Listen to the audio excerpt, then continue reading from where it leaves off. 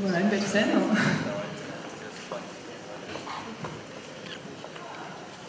Donc merci d'être resté parmi nous pour rencontrer les réalisateurs de ces films, qu'on vient juste de voir. Donc, beaucoup de réalisateurs, peu de temps. Donc je vais commencer directement avec la réalisatrice de The Pig, le premier film que vous avez vu. Donc je voulais savoir un petit peu, donc 3 jours de repérage. Comment est-ce que vous avez posé le scénario en fait? Est-ce qu'il y a eu une première idée? Est-ce que c'était né du visionnage des films précédents? Est-ce que vous avez eu une thématique?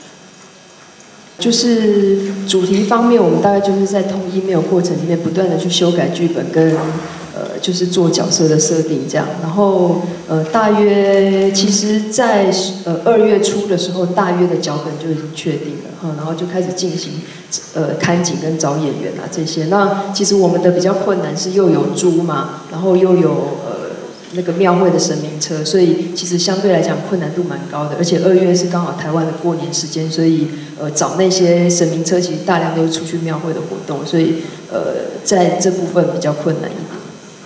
Je ne peux pas dire à partir de quand exactement qu'on a fixé le sujet au démarrage, mais en fait, depuis le début, ça a toujours été un dialogue en permanence.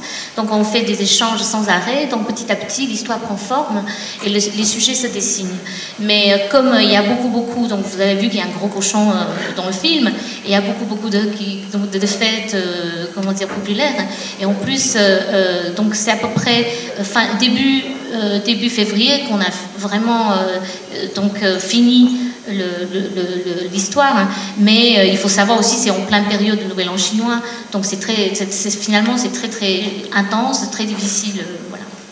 因为我们2个都还蛮关注一些就是生活在比较城市边缘的一些比较边缘的人这样，然后所以这方面的主题跟人物的面向是蛮早讨论的时候就已经决定了。Tous les deux, Géraud et moi, on s'intéresse beaucoup aux des gens qui sont qui vivent un peu en marge de la ville. Donc on avait dit qu'on partait de cette direction-là. Donc c'est à peu près sur ces sujets-là qu'on est parti. On va passer au deuxième film. Silent Asylum. Co-réalisé par Midi Z et Joanna Price, qui sont parmi nous.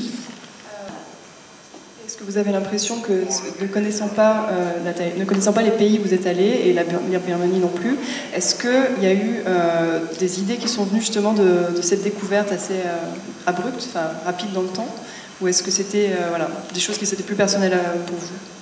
Tout s'est fait en fait au contact de Taïwan et au contact de la Birmanie et au contact de ma rencontre avec Midi. C'est-à-dire que même si le script avait été préécrit, que j'avais cette idée de très réaliste en fait, de cette européenne qui venait filmer à Taïwan, c'était juste un point de départ en fait. Et puis après, même s'il y avait des choses très écrites, tout s'est quand même beaucoup fait à notre rencontre et à la rencontre avec le pays et aussi avec l'histoire de la Birmanie. Y a-t-il une question au public? Non. Merci. Donc maintenant on va donner le micro à Shen Kusheng et Luis Cifuentes, qui ont co-réalisé A Nice Travel. Question rituelle, comment vous avez démarré ensemble la collaboration?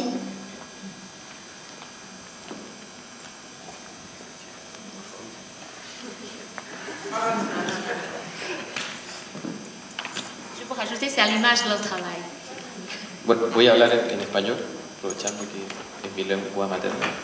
Y bueno, justamente nosotros comenzamos a trabajar. En fait, la façon dont la relation s'est établie entre nous, ça a été en amont, il me semble 2 mois avant de vraiment se rencontrer par là aussi Skype et Internet. Et on s'est mis à réfléchir ensemble. Je crois que la première question que Chen m'a posée, il m'a dit mais comment est-ce qu'on va faire pour travailler ensemble, puisque pour nous deux c'était une expérience inédite de co-réaliser avec quelqu'un.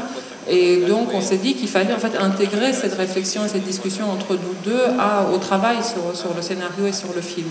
Donc dans cet échange qui s'est établissé entre nous et dans cette expérience inédite dans laquelle on s'engageait ensemble, on s'est rendu compte que la notion qui vraiment dominait et qui allait aussi exister dans le film, c'est quelque chose qu'on a appelé sous le nom de gap, le mot anglais, de fossé. C'est à la fois cette distance